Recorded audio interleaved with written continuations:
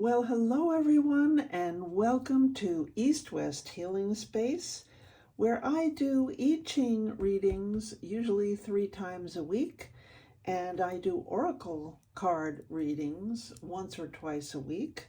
And if the messages that you get, that we all get, resonate with you, then they are for you. If they don't resonate with you, they're not for you.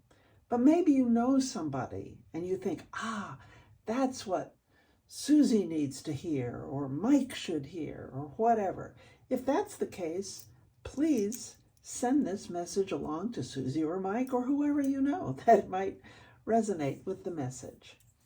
That being said, let's get on to today's reading. Today being Wednesday, February 19th, 2025. So what does the I Ching have to tell us today? What is the message that we need to hear today? Always for the highest good.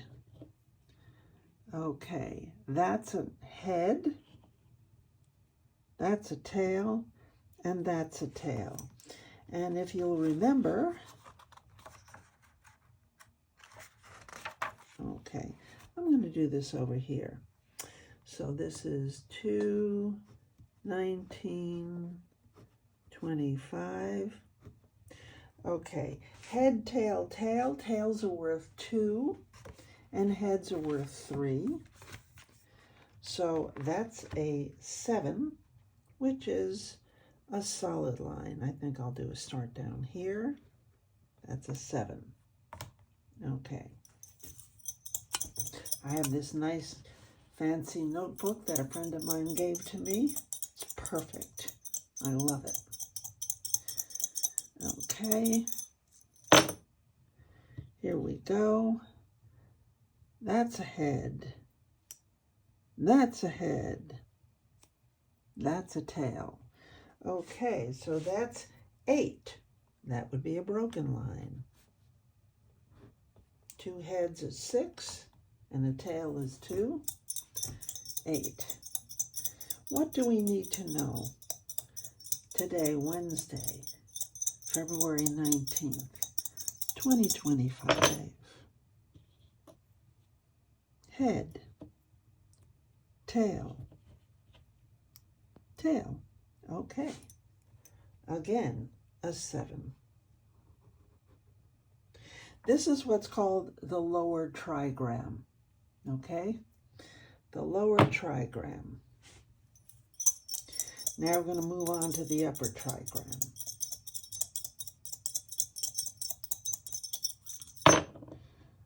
Here we go. We have a tail, and a tail, and a head. Okay, again, a 7.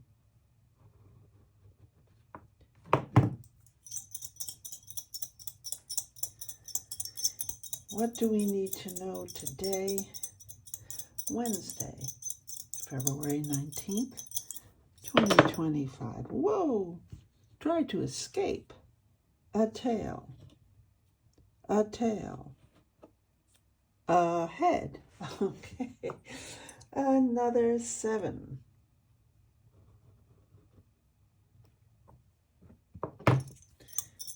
And for our final number, what does the I Ching want to tell us, or for our message for today, February 19th? A tail. A tail. A head. Huh. Okay. So this is the upper trigram. This one I do know, because that's the creative. That's the first, in the first hexagram of the I Ching, all of the lines look like that. They're all solid, and that's the creative. But that's just the upper trigram here.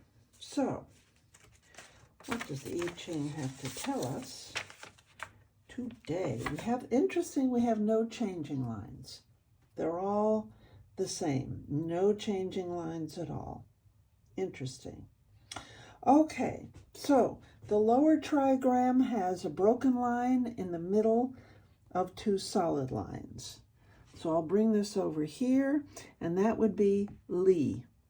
The upper trigram is Qin, which is, can you see that? Number 13.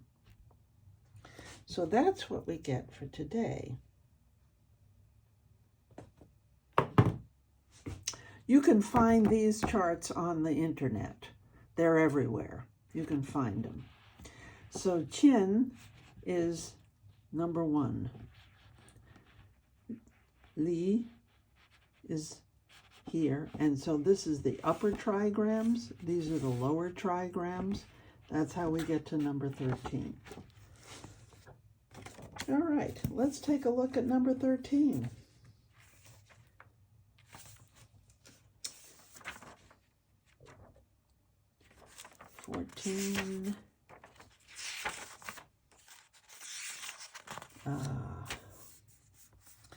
Yes, what a nice message. Fellowship with men. And I would say humans, other humans. Below is the clinging flame, and above is heaven. The image of the upper trigram Qin is heaven, and that of the lower Li is flame. It is the nature of fire to flame up to heaven.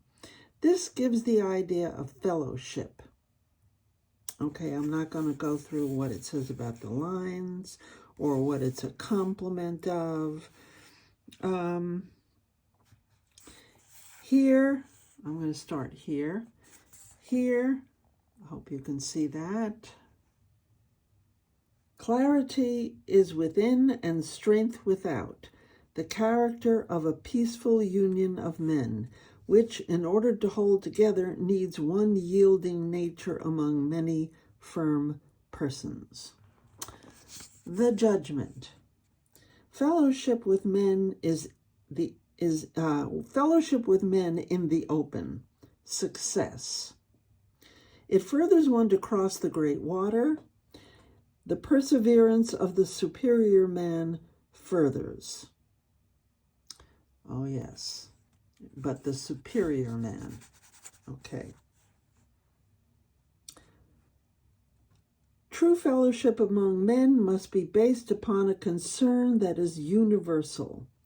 It is not the private interests of the individual that create lasting fellowship among men, but rather the goals of humanity. I love this book. This is why it is said that fellowship with men in the open succeeds. If unity of this kind prevails, even difficult and dangerous tasks, such as crossing the great water — one always crosses the great water in the I Ching, can be accomplished. Okay, let's look at the image. Heaven together with fire, the image of fellowship with men. Thus the superior man organizes the clans and makes distinctions between things. Heaven has the same direction of movement as fire, yet it is different from fire. Just as the luminaries in the sky serve for the systemic division and arrangement of time, so human society and all things that really belong together must be organically arranged. Okay, this one is pretty straightforward. So let's talk about what fellowship with men is telling us for our time. As in most of, I'm not sure if every single trigram or hexagram rather, talks about the superior man, but they always do talk about the superior man in the I Ching. Here they're talking about the superior man, and the superior man who, what was it?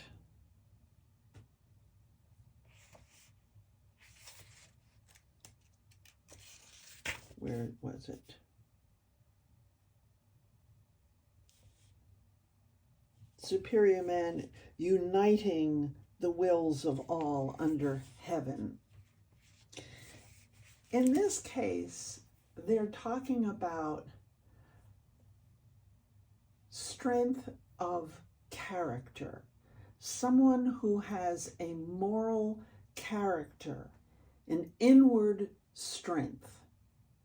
No matter what they may look like on the outside, it is their inner strength of character that is able to bring about changes, positive changes, uniting people and not dividing them, because only a superior man can unite people through the strength of character.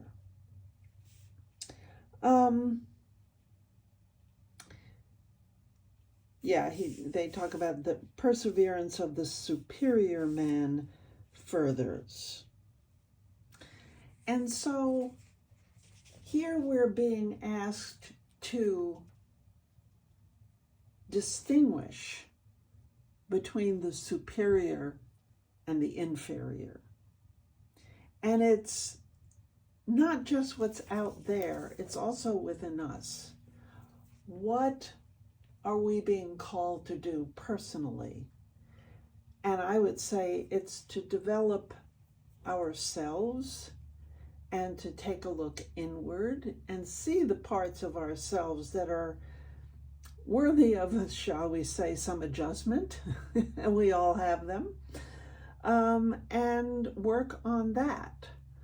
And also look outwards and see who among our leaders do we consider superior, who has the ability to unite through the strength of character, and who has the ability to divide because they are not superior. They are weaker. Only the superior man can unite people in fellowship. I'm reminded of that TV series that I watched, which was with Kiefer Sutherland, Designated Survivor. I don't know if you've seen that, but it was something that I found interesting. He became the president of the United States after someone blew up the Capitol, and pretty much everybody else died in that, and all of a sudden he found himself being president. And of course it's fiction, because as president he decided he was never going to lie to the American people.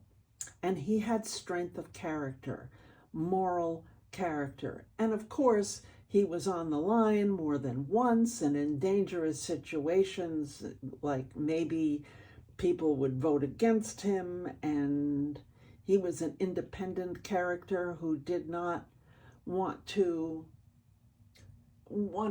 compromise his own moral values for anything outside of himself.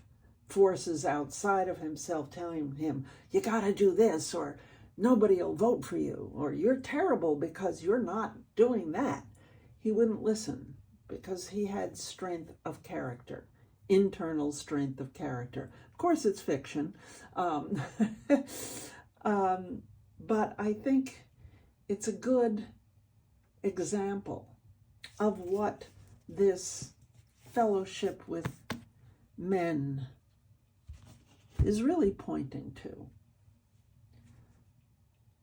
Who are you going to look towards? Who is going to unite us? Who is going to bring forth the best in all of us, which is how a truly great leader leads. That's what makes him truly great. The leader that can call us all towards, as Lincoln said, the better angels of our nature. That's pretty much what fellowship with men is all about. How do you judge someone? The one that is calling us to the better angels of our nature. That's the superior leader. So, I hope today's message resonated with you. If it did, please, please, please hit that like button and hit that subscribe button. That helps not only me, but it helps the channel, which means it helps a lot of other people. So thank you very much for your attention today, and I will see you next time. And leave a comment if this resonated with you in any way. I'd love to hear how it did. Okay, see you soon. Bye-bye.